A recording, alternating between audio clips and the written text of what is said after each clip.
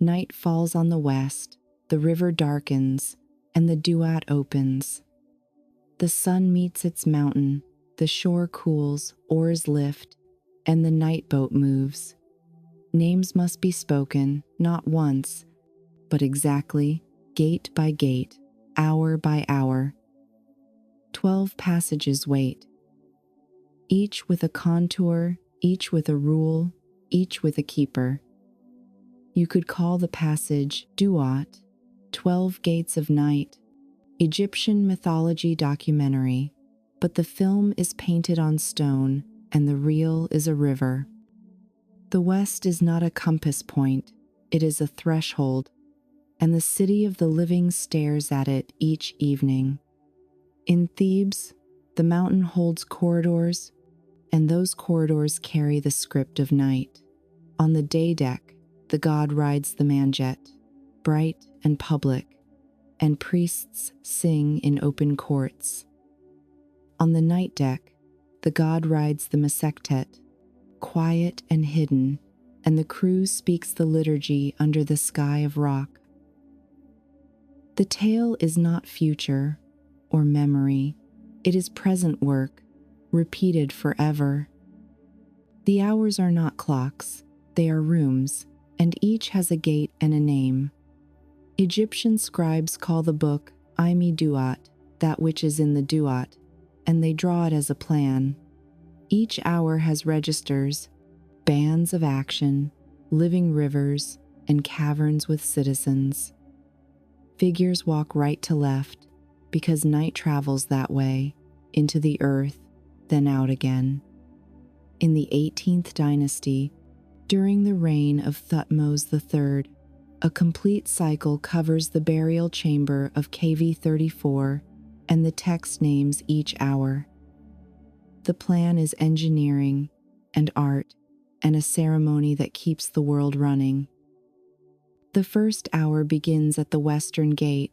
The solar barque slips in. The horizon is a gate with a mouth, and the mountain opens its teeth for the hull.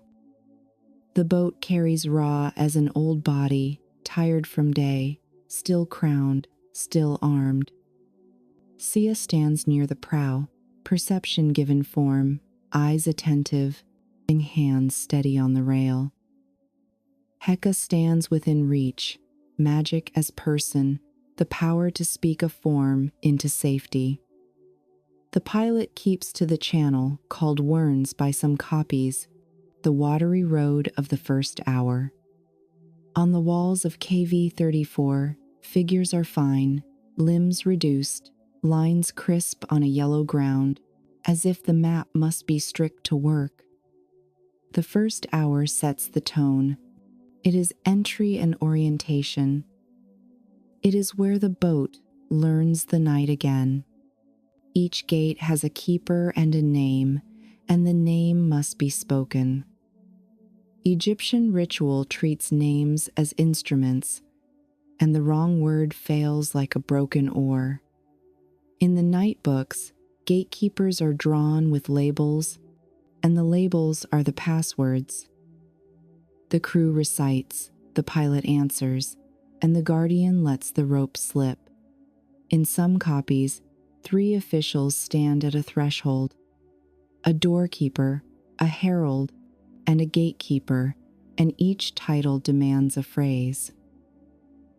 This is not the hall of 2 truths from the Book of the Dead.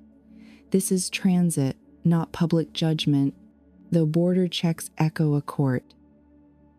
The wall is a voice when read aloud, and the painted mouth has power when a mouth in the tomb repeats the signs. Seti I, in Khepri 17, preserves such speech with care, the brush thin, the ink deep, the captions ruled true. The caverns open in the dark, Mehen coils around the boat, and the crew keeps watch. Mehen is a serpent that protects, not the enemy, a ring around the god, scales like shields. The coil is not prison, it is armor, a living belt against ambush. Sia reads the shapes ahead, Heka gives a word a body, the helmsman holds the straight water, and the crew rows to a rhythm older than kings. The registers show people who live here, blessed groups and workers, the dead who belong and the dead who do not. Sometimes the text calls them the justified or the drowned or those who raise the fields, and the icon marks their bread. This is a geography with fields, islands, and caves, not a dream, and the obsolete is omitted because the machine must run. In KV34, the captions run inside black frames, as if the book were a ledger, and the ledger had to balance before dawn. In the valley, the mountain's east face looks quiet, but inside, the ceilings are night. Chambers read like a manuscript. A reader moves along the registers, finger just above the ink. In the burial chamber of Thutmose III, the whole cycle of 12 rooms surrounds the sarcophagus, and the lid sits inside the book. The god on the boat meets the dead king in symbol, and the king borrows the root of the god, hour by hour, gate by gate. The aim is simple. The king must rise with the sun and seed the world with order again. The artists carve the spells in cursive forms, and the walls glow with ochre, white and black, like lamplight caught in sand. By custom, Egypt gives the day 2 boats and the night 2 tasks. The first task is safe passage through hostile ground, and the second task is repair. The repair is not cosmetic, it is biological. Bones and sinews receive charge again. The union at the center will do the main work, but the preparation begins at once. The first hour brings orientation, the second will lay out the teams, and the third and fourth will open caverns and lakes. Those later hours belong to deeper rooms, but their logic is present now in the crew positions and in the names already spoken. When a scribe paints a guardian, the name on his mouth is part of him, and the function of him is in the name. Egyptian thought ties the sign to the thing, and an erased sign harms the thing it names. This is why theft of a name is a crime, and restoration of a name is a cure. In night texts, the keeper will not respond to a vague term. A precise lexicon is demanded. The lines in KV17 record such names in red and black, rubric for headings, and black for the body of the speech. The red marks say start, the black marks carry the weight, and the sequence pushes the boat forward. On the deck, the old god sits within a shrine, sometimes as a ram-headed form of Ra, or a corpse with a sun disk, depending on the hour. Around him, crew gods stand, and the south hull lists their titles, so the reader knows the roster. Sia and Heka are constant, and the pilot is often named, and the boat itself bears a label, Mesektet, the evening barque.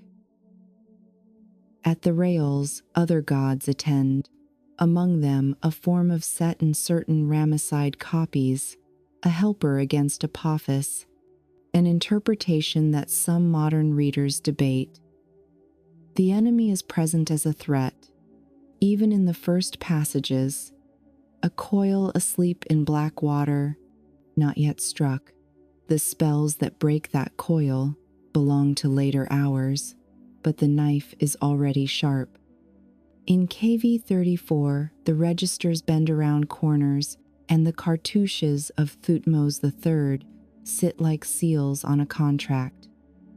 The king's name makes him part of the engine, and his body inside the room closes the circuit. On a ceiling panel, the goddess Nut may arc, starry and vast, swallowing the sun, and birthing it, image for the translation from day to night, and back. The set of scenes is narrow in style, but wide in claim. It is a machine that spans cosmos and coffin. The tomb says what the temple cannot, because the night work happens out of sight and requires quiet. The hours are numbered 1 through 12, but numbers are not the point. The point is survival. Each hour has a geography and a population, and the registers list them with economy. At times, the living are shown making tasks in the dark, tilting basins, drawing ropes, and pulling the god's boat by cord. At times, the dead receive bread, water, and air, because continuity is a civic duty, not a private luxury. The king, through his tomb book, funds the cycle with offerings, and the image of the offering stands in for repetition forever. In Seti I's burial rooms, the brush hand is delicate, muscles are shaded, and the text is more expansive than before. In the first chamber of KV-17, the decoration announces ambition. Multiple netherworld books share the walls, though each stays readable. Here, the Amduat is not alone, and the writing expands on the logic of corridors beyond the 18th dynasty models. We remain with the Amduat in this first part, because its 12 rooms are the spine, but those other texts cast light from the side. Every line brings the night closer to its center, where Osiris waits as a still heart, and where renewal will be fixed. The boat keeps to its schedule without a clock, because the schedule is built into the story, and the story is painted around the king. The crew moves with trained quiet, because speech in the dark is power, and wasted power is dangerous. Each guardian listens for a password, and each password is a seal with teeth. The names on the walls supply these seals, but the priest or reader must sound them, because ink without breath lies flat. In ritual practice, readers in the tomb speak for the dead king, and the king speaks for the god, a chain of voice through time. When the voice says the correct name, the keeper lets the boat pass, and the water ahead calms. In the wrong mouth, the same letters are only shapes, like reeds, cut and left to dry. At the river bank, before the burial, the living rehearse this economy in temple space. Priests learned the captions and the order of the images, because the boat must be steered by memory as much as by sight. The tomb then fixes the rehearsal into a permanent theater. Audience of one, actor of one, script copied in a circle around a golden coffin. We can date the system in layers. 20th dynasty copies in KV-9, 19th dynasty clarity in KV-17, and 18th dynasty invention in KV-34.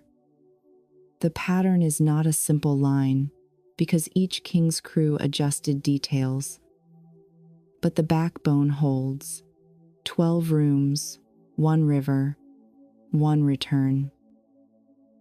At night's threshold, Egypt's theology becomes logistics. The god is energy, but also cargo, and the boat is ritual, but also vehicle.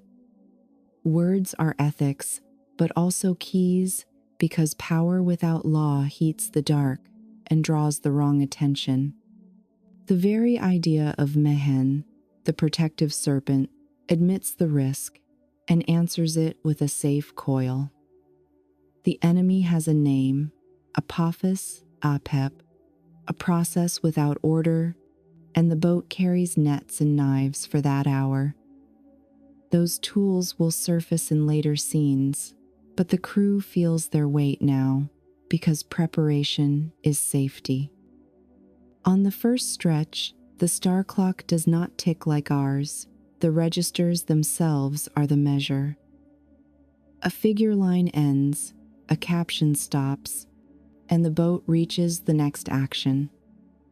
The reading pace is the rowing pace, and the painter has set it with intention. In KV 34, the thin figures travel like glyphs walking, and the emptiness around them is not blank, it is air to breathe. In KV 17, the space fills with detail, muscles in calves, cords in hands, and breaths in captions written small and close. The same river flows through both styles because the problem is the same, and the solution must be exact. A note on judgment, because confusion is easy for a modern eye, the Hall of Two Truths belongs to the Book of the Dead, not to the Amduat's hours. There, a heart meets a balance, and a feather judges, and a creature waits by the scales. Here, in the night books, the passage is an inner state of the god and his crew. The king participates, and the hour marks travel and repair. Though some scenes share symbols, like knives and fire, their functions differ, and the captions keep the meanings from drifting. A lake may burn for the wicked in one book, and light the path for the justified in another, and the line under the picture tells which. The reader inside the tomb knows the difference, because the rubric tells where he stands. In the first hour's back band, groups appear, the people of the West, the divine crew, and those who live in the caverns.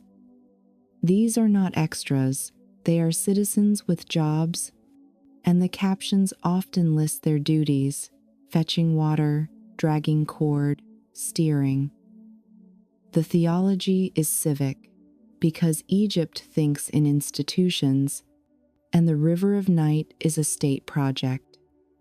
A temple feeds the dead, a tomb feeds the god, and the god feeds the dawn, which feeds the fields. To ignore one link breaks the chain, and the paintings exist to prevent that break, every night, forever. The continuity is the point, not novelty, which is why copies echo earlier copies and still feel alive. In Thutmose III's chamber, the sarcophagus lies inside a diagram. The whole room is a compass of darkness.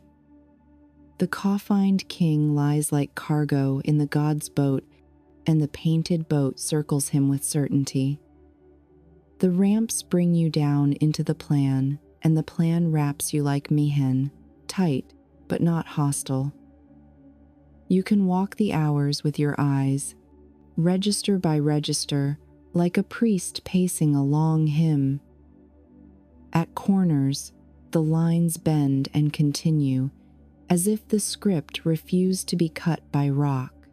Every stop invites a word, and every word moves the hull a little farther. The role of Sia needs emphasis, because perception is not abstract here. It is a god with a job. Sia reads the threat in time and calls it, so Heka can answer with form. Without Sia, magic strikes blind. Without Heka, perception cannot act, and the pilot cannot hold a safe course alone. On the walls, both stand near the shrine of the god. Their labels clear, their hands close to the work. Egypt loved balance, and this pair is balance, mind and force, speech and effect. The combination is the method of night, and the method is the doctrine hidden in pictures. In the first hour's end, the river narrows, and the gate ahead glows with captions. The guardian waits without malice, because his job is order, not cruelty. The crew lowers voices, because the word must land on the right ear with no echo.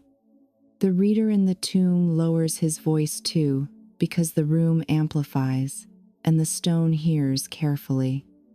A password fits, the lock slides, and the rope pays out clean because the image has been read with care. The oars lift, then fall, because rhythm keeps fear out of the hands. Under Theban rock, the text is also a timetable, readable to the second for those trained in it. When the rubric turns red, a unit closes. When the body returns to black, a movement begins. The eye of the reader learns to see these cues and to hear the rhyme of picture and speech. In KV 17, the painters use red, often and elegantly, thin lines to guide the sequence across a room. In KV 34, the design is stricter, but the cadence is the same because the river below the art is one. Every edition is an operation manual, tested by priests, signed by a king, stored in a mountain. The first hour teaches 3 basics: orientation, crew, and speech. Orientation tells where west lies inside rock, crew defines roles on the deck, speech gives keys their teeth. Beyond this hour, the dark deepens, and the second and third rooms will show more inhabitants and more tasks. The serpent that threatens will stir, and the coils of defense will tighten, then loosen as the boat clears traps. At the center, Osiris waits, still as a stone map, and the god will meet him and take his strength. The story is a loop with a core, and every pass renews the core again. At the end of the first hour, the mountain's corridors feel cooler, and the current under the hull feels sure. The painter has brought the boat to the next bar of the register, and the captions at the border begin to change. We stand, with the crew, at a second gate that wants a new word and a new breath. The west behind us closes its teeth, not to trap, but to seal the work and keep noise out. Ahead, the passage bends toward deeper hours, where caverns breathe and the black water climbs the hull, and the names grow more exact. The first gates close behind the boat, and the path bends into the deeper dark.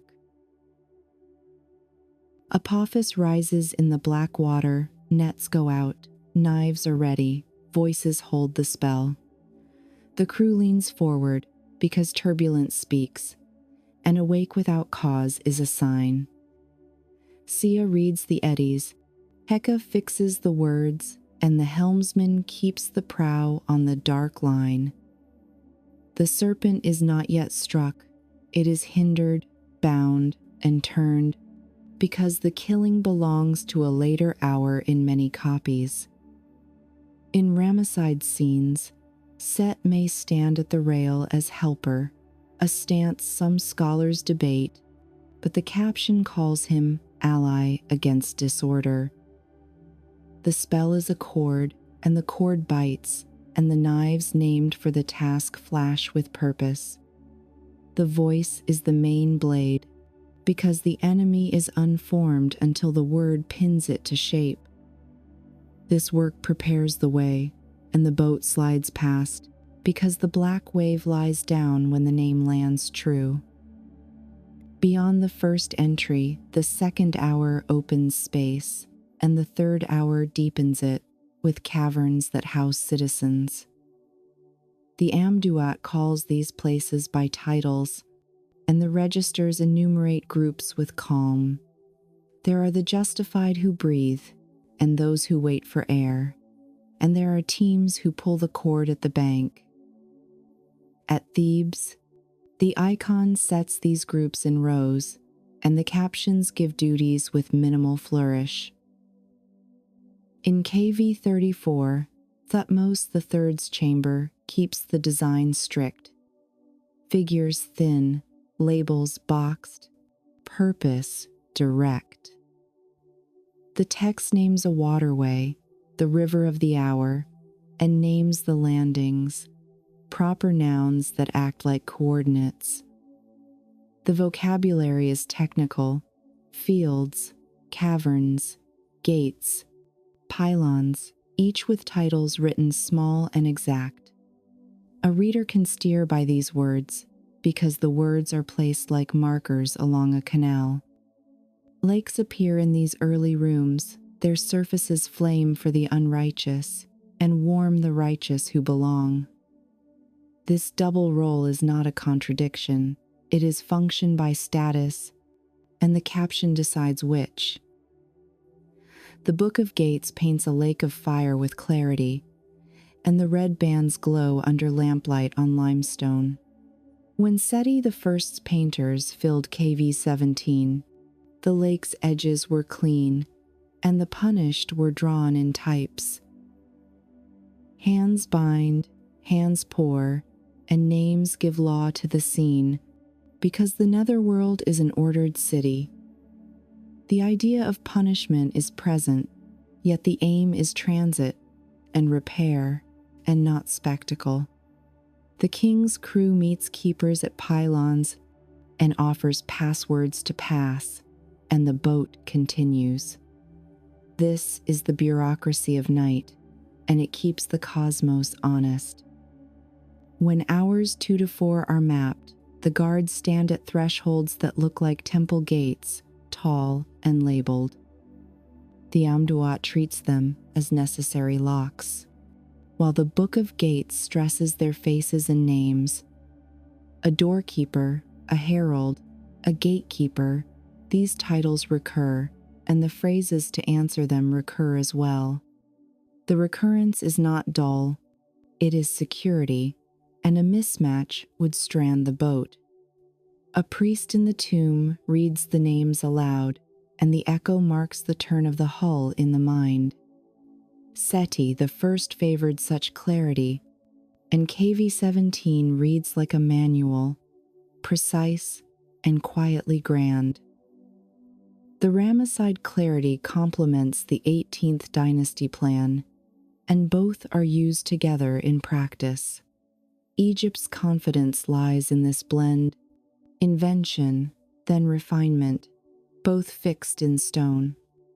At the fourth passage, the threat returns as drag, a pull on the keel, a slow churn under the planks.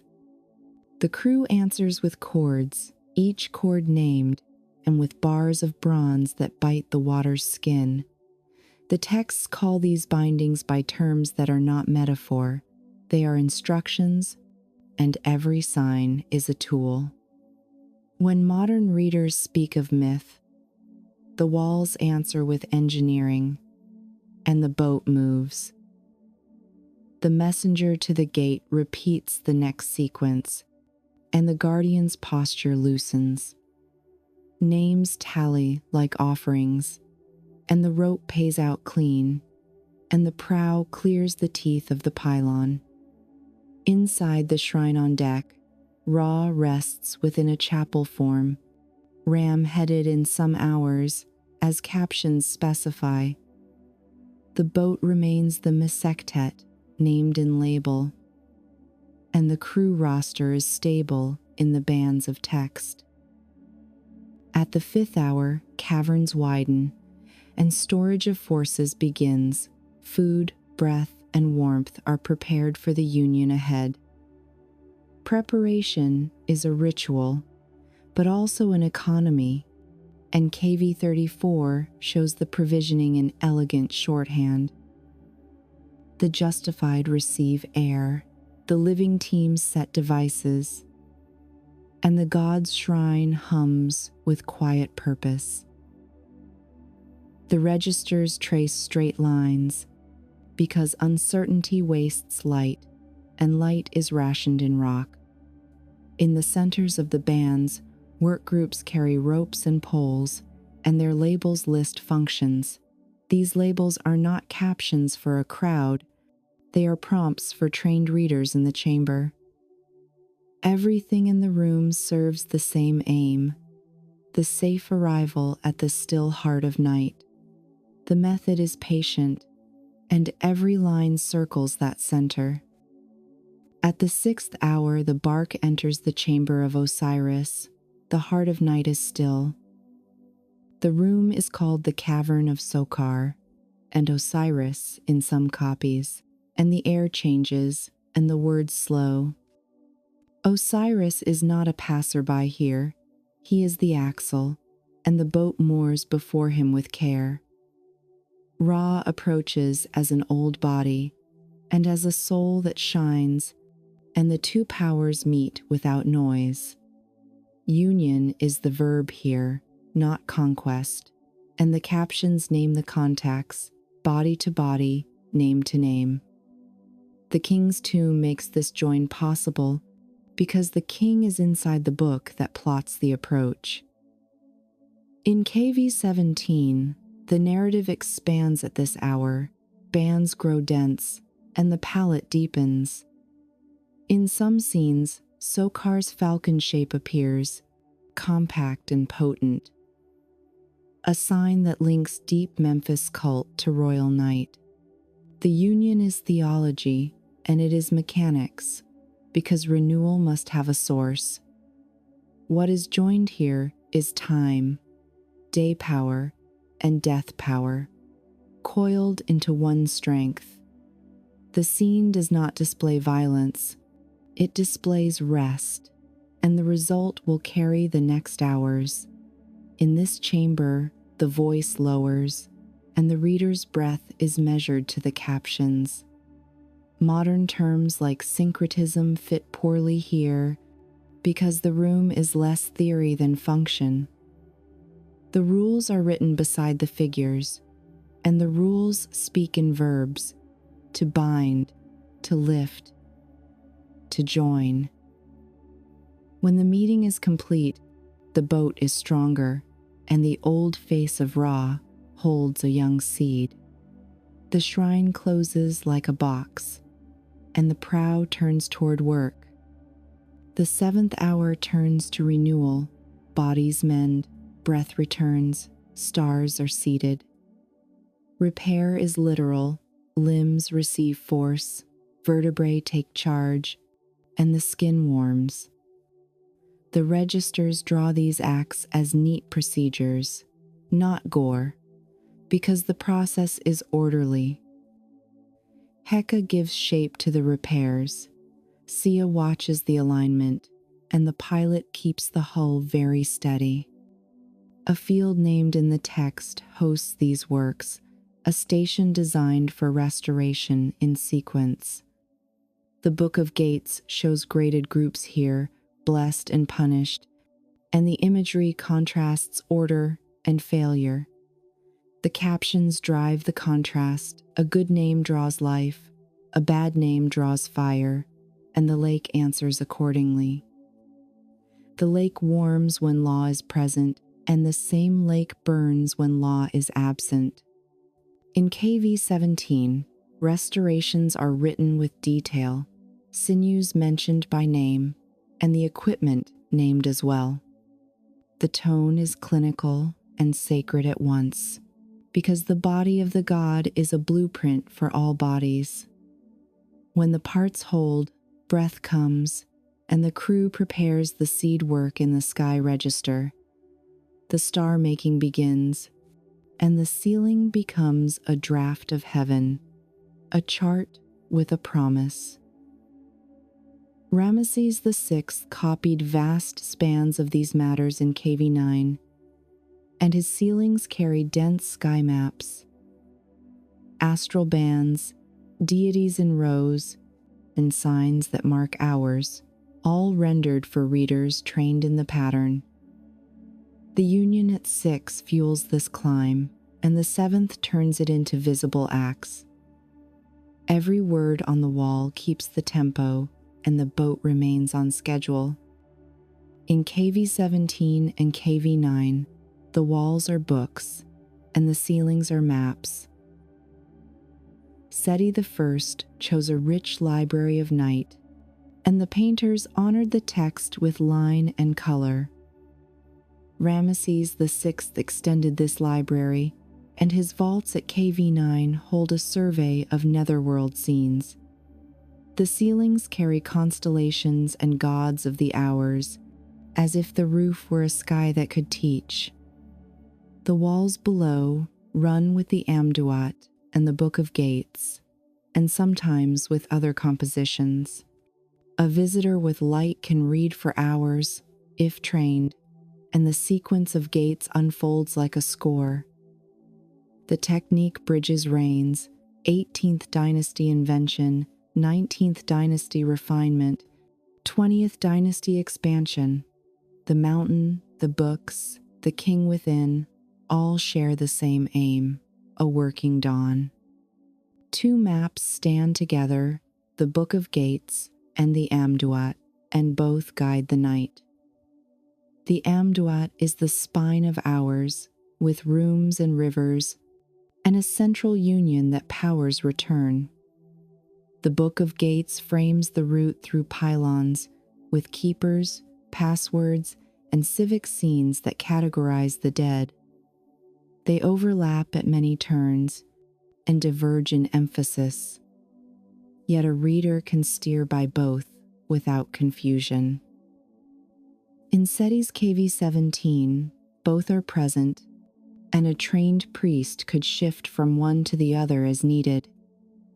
In Ramesses VI's KV9, the selection is extensive, and the pairing feels deliberate. This is a redundancy by design, because the night is not a place for single points of failure. The two books share an ethic, order through names, movement through speech, repair through exact rites.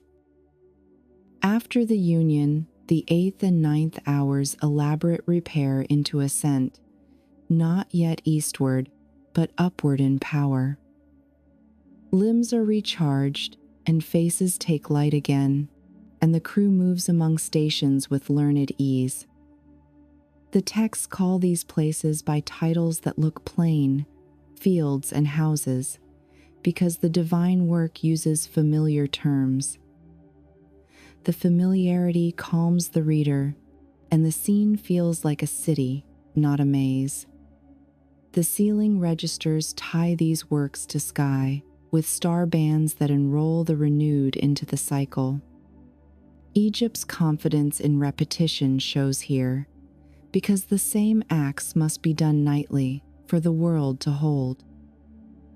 The lake continues to divide by justice, and the cords continue to bind what would break. The order is not abstract, it is labor, recorded in captions that never waste a sign. Guardians remain strict through these middle rooms, and their names remain necessary keys. A misread scribe could harm a passage, which is why the training was long and the copies careful. The specialists who painted KV17 were part of that discipline, and their lines remain models.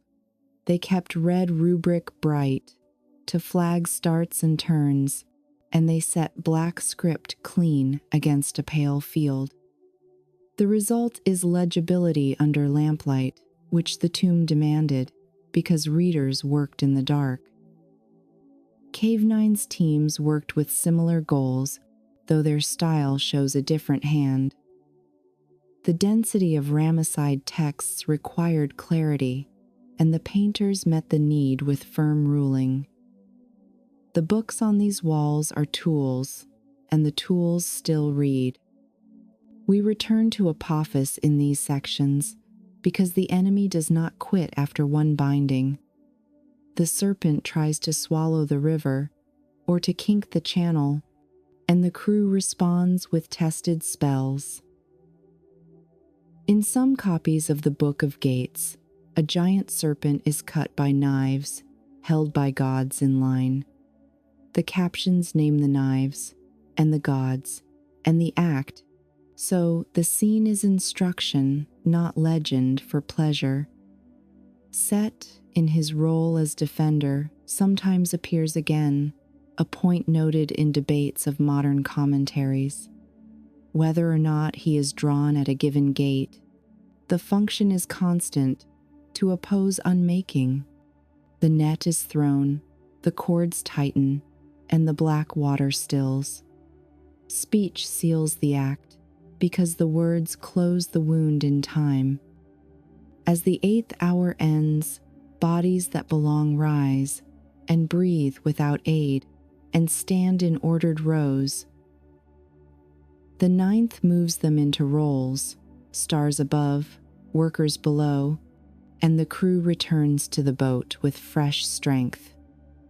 This upward current is not yet dawn, but it leans that way, and the registers begin to hint at an east.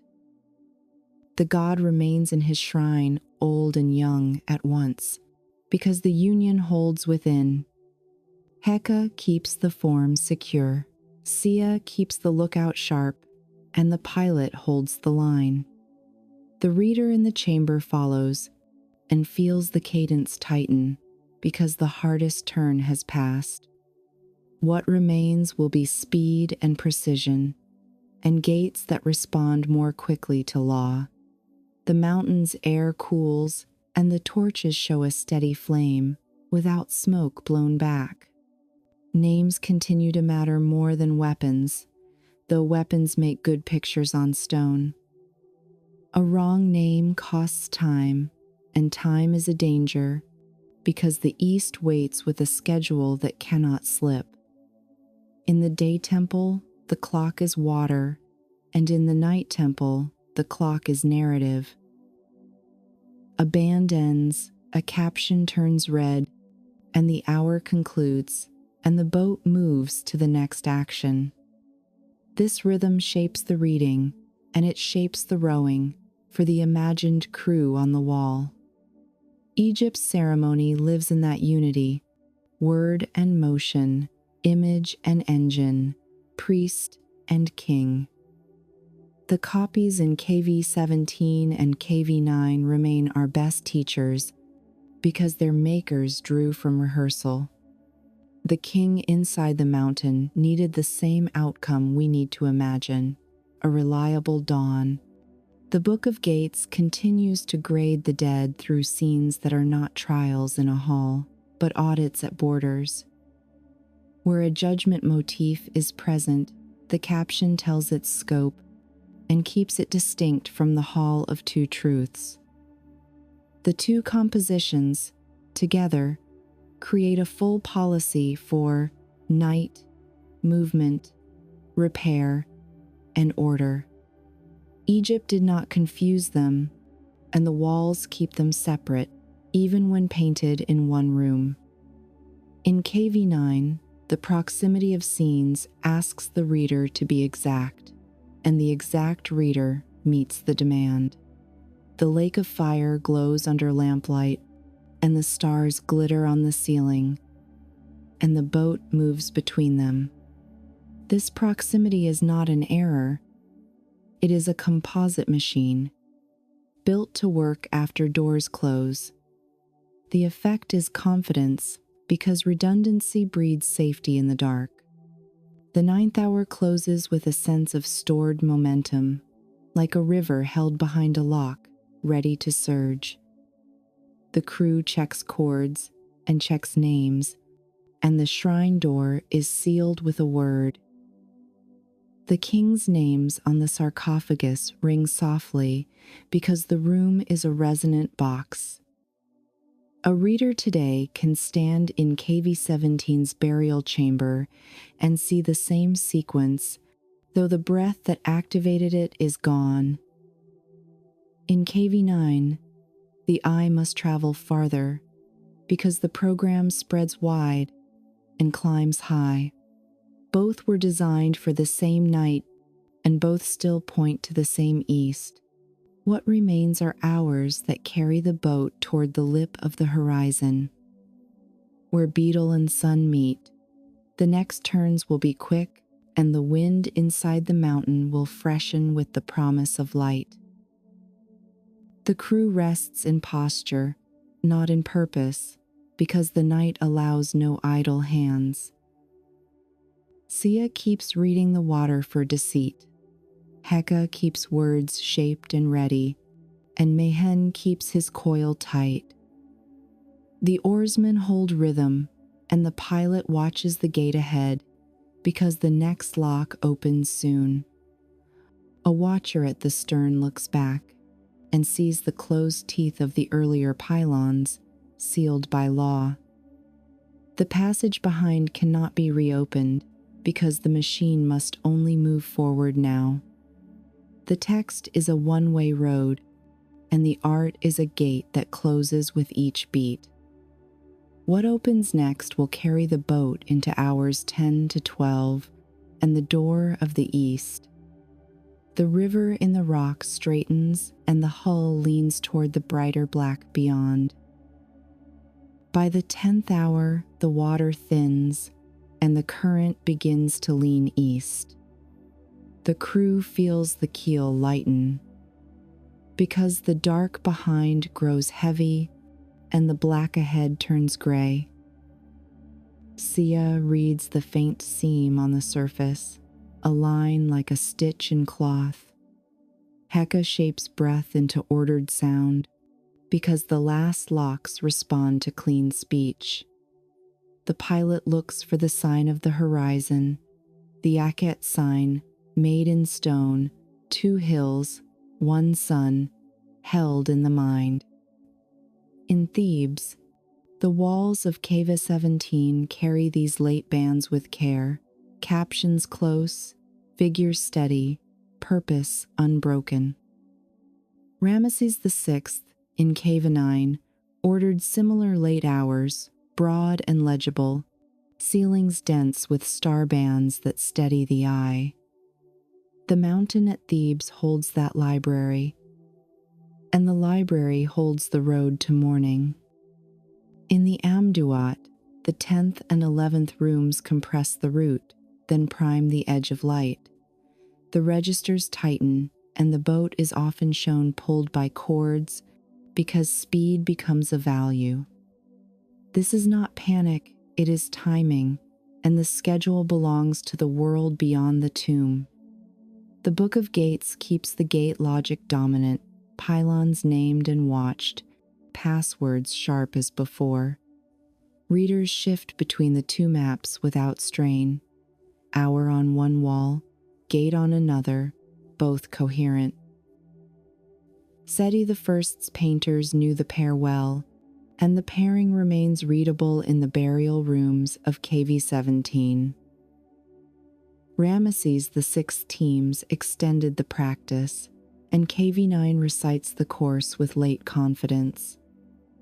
2 dynasties speak one night, and the god listens for the same names. At the 10th passage, the enemy tests the line with last tricks, kinks in the channel, and flares under the hull.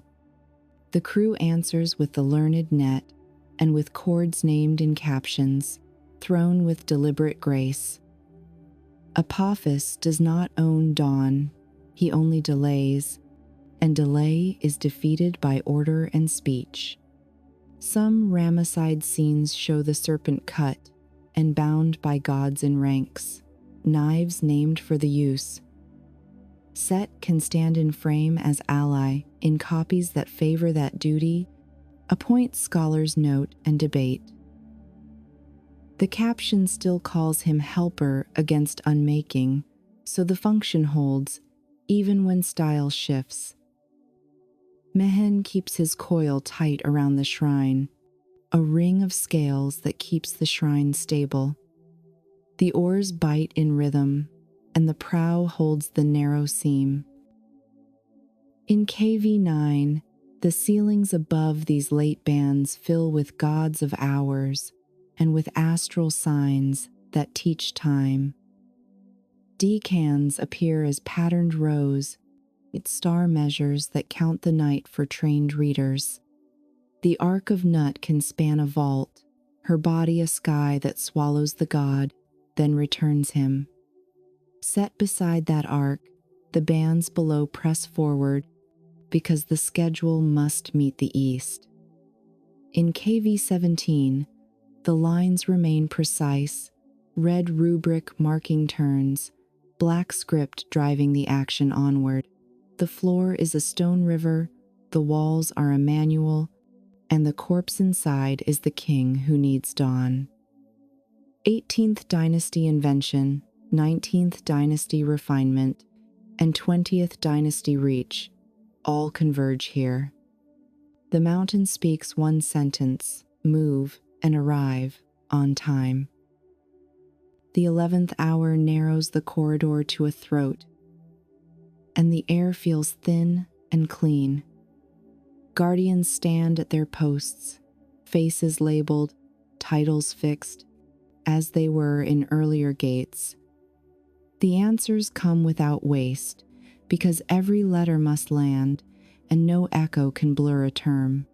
The Amduat places repair nearly complete by now, the shrine warm, the limbs strong, the breath sure.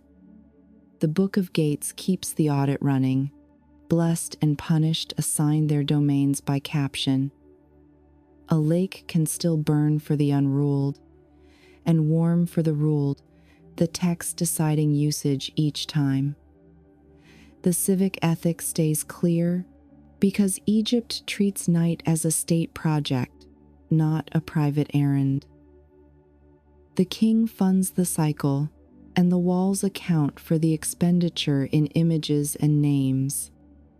In these late rooms, chords appear often, pulled by teams with labels that state their role. The icon reads like logistics, because gods tow gods, and the line must not slacken.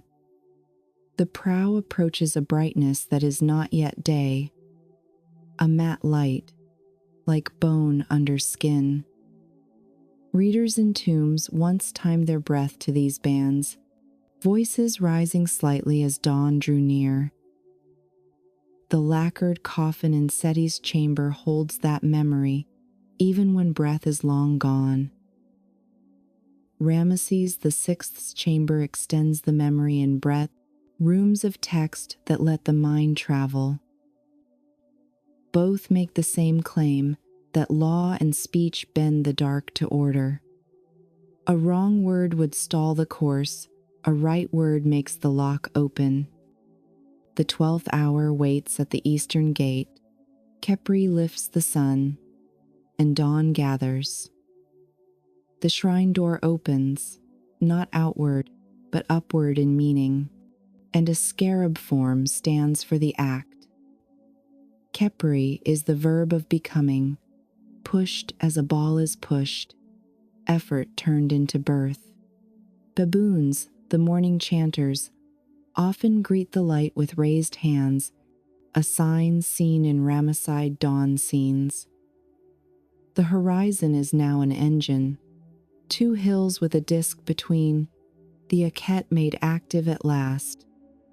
The Amduat shows the moment as emergence, the god renewed, the barque set to pass into day. The Book of Gates' final pylon releases the boat to light, guardians satisfied, passwords fulfilled, security complete. Both books converge here, and neither claims the act alone, because redundancy is safety, and safety keeps the farm alive. At the gate, Khepri is not alone, because the crew remains, Sia alert, Heka composed, Mehen easing his coil. The coil loosens, not as failure, but as completion, defense giving way to motion. The scarab pushes the disk up the throat of the horizon, a gesture Egypt carved 1,000 times. In Cave 9, ceiling bands track the order in the sky, where gods of hours escort the first light. In KV-17, the black of ink makes the dawn sharper, figures small and exact, as if to keep pride quiet. The king's names on the sarcophagus answer with presence, because the king rises with the god. The crew on the wall keeps posture, because habit must hold even at joy. The prow touches day, and the night boat completes its vow. Two maps have reached one place, and their differences have taught the same lesson: move by rule and speak with care. The Amduat's hours drove the engine from inside, repair and route as one pulse. The Book of Gates secured the borders, gates and keepers classified and satisfied, scene by scene. Where judgment motifs appeared, the captions framed them as border law, not the open court of the two truths. Where lakes flamed, the text specified use, punitive for the unruled, warming for the ruled. Where cords tightened, the names on the cords made them lawful, because tools in Egypt carry titles. The two compositions, together, saved the world nightly through the body of a god and the body of a king. The mountain at Thebes, quiet to the eye, became the loudest place in time. Selected Ramesside scenes sharpen that claim, because detail is how doctrine becomes reliable. In KV9, Apophis lies bound under blades, knives labeled, gods ranked, captions explicit on function. In KV9, constellations order the roof, so late priests could pace the same sky every reading. In KV17, the face lines of guardians are crisp, and their titles do not drift, even where walls suffered. Set appears as ally in some dawn-adjacent frames, a duty some readers discuss, yet the rubric calls him helper there. Sokar's compact sign appears in Hour 6 sequences, linking Memphis depth to royal night in Seti's rooms. Lakes glow with consequence in both books, boundary heat with policy written above. Every scene answers a need, and no scene is for delight alone.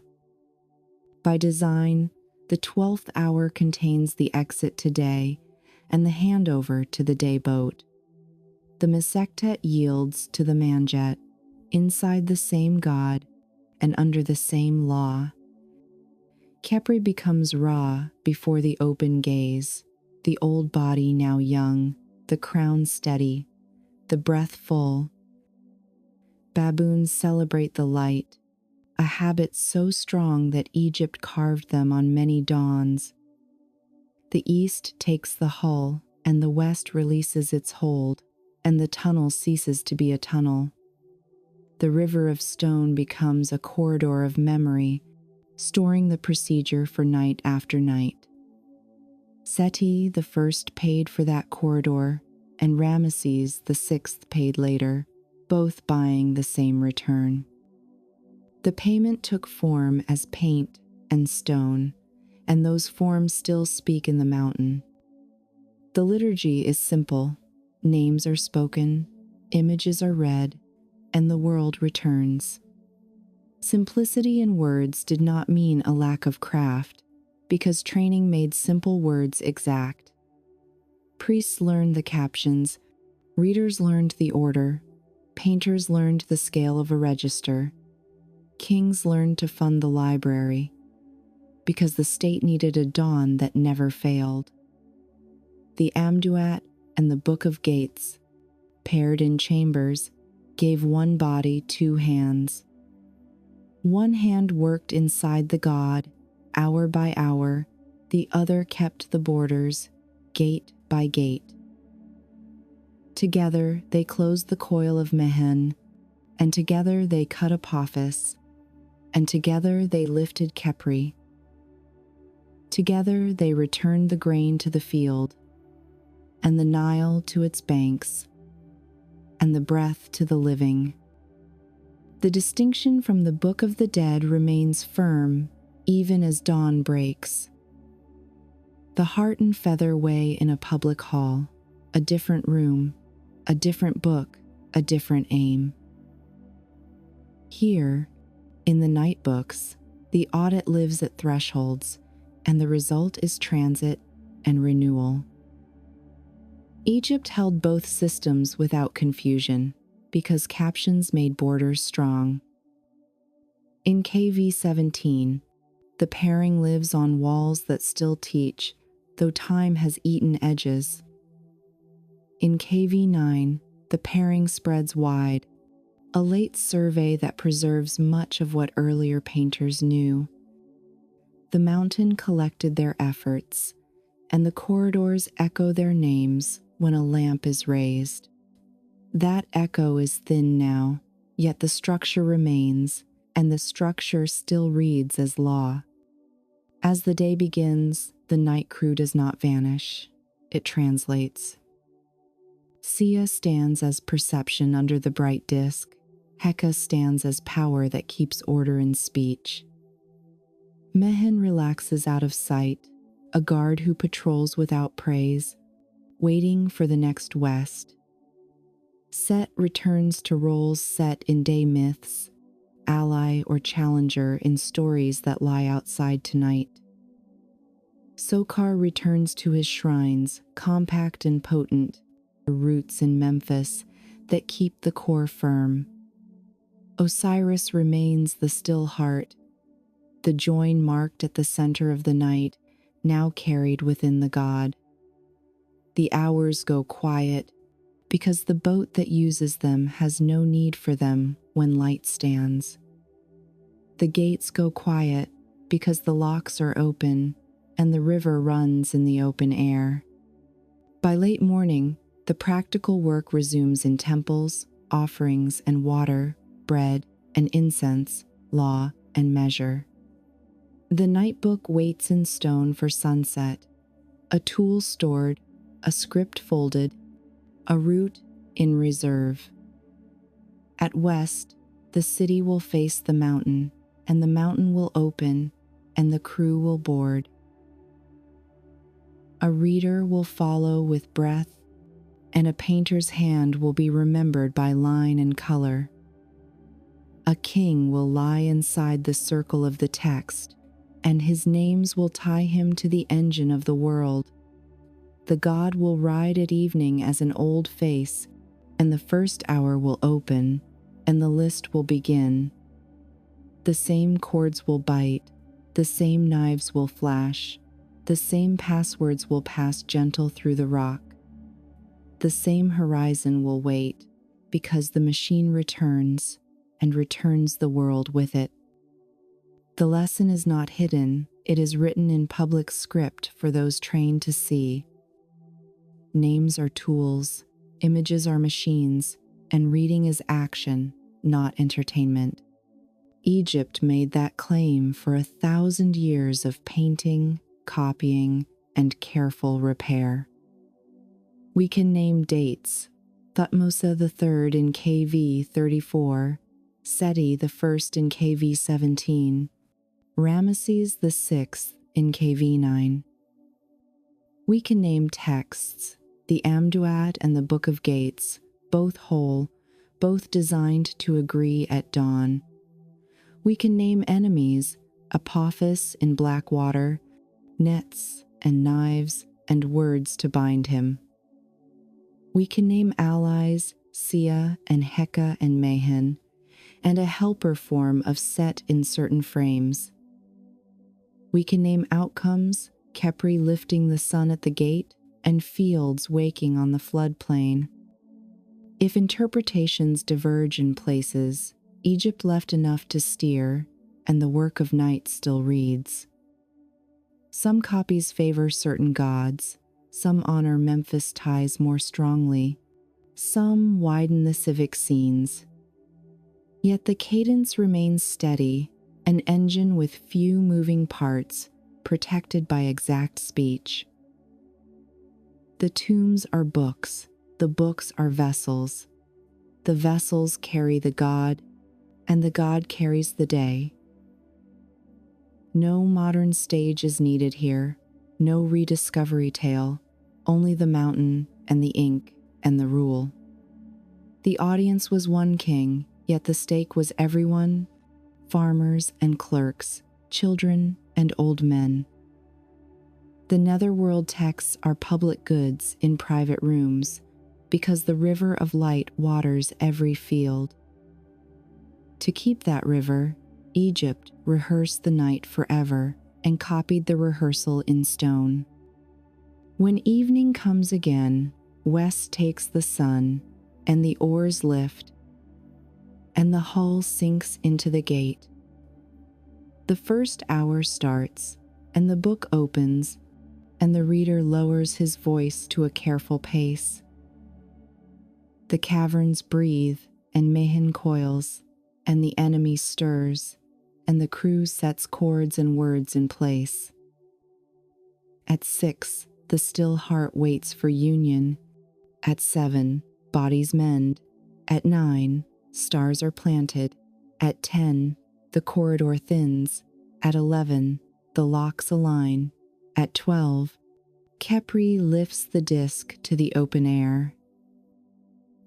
The system holds because the names do not fail, and the names do not fail because the training is strong. Stone remembers the sequence, and the mountain repeats it if breath remains to read.